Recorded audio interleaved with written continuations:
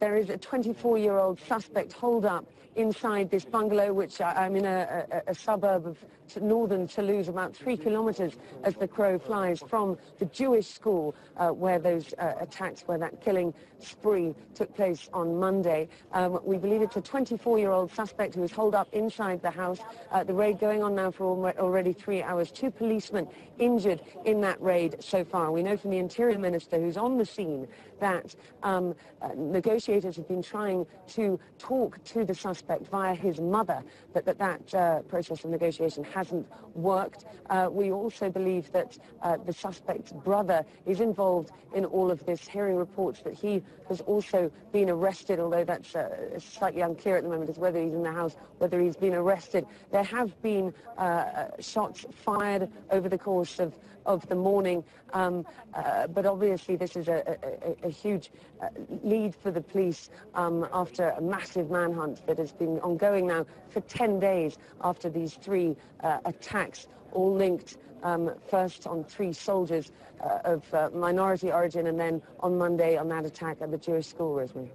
Diana, and just to explain to you and to our audience, we do have a significant delay, and that's why we're having a few problems just with our communication here, but we're certainly able to get the information out to our viewers. Diana, going back to you now, how difficult has it been to get this information from authorities there?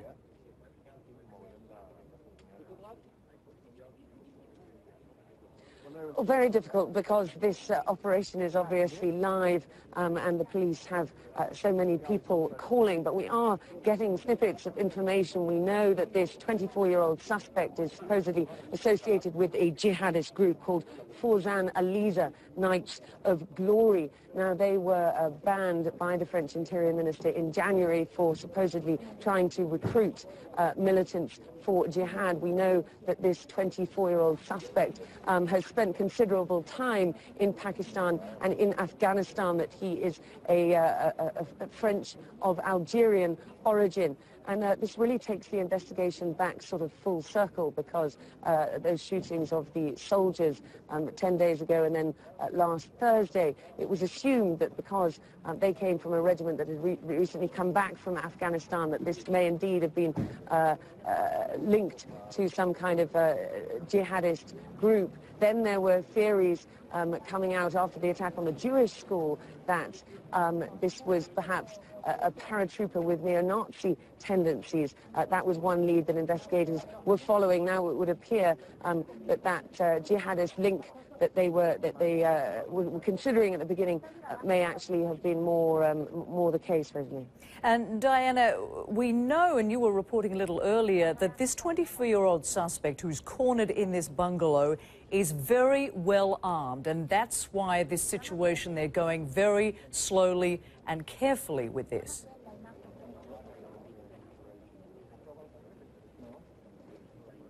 Absolutely. 2 policemen have already been injured. We know that he is armed. We know that there have been, well, we were talking to a security officer here just a few moments ago. He said he'd heard about 40 shots fired since the beginning of this raid, which has been going on, as I say, from since 3 o'clock this morning. It's now 7 a.m. So he is heavily armed. We believe that he is alone in that house. Negotiators have, or the police have tried to negotiate with him via his mother, but apparently that has not worked. So they're obviously going to have to try different tactics, but it is a huge police operation here as the police possibly conclude what has been an enormous manhunt to try and find the man responsible for these 3 killings, 7 victims killed over the last 10 days.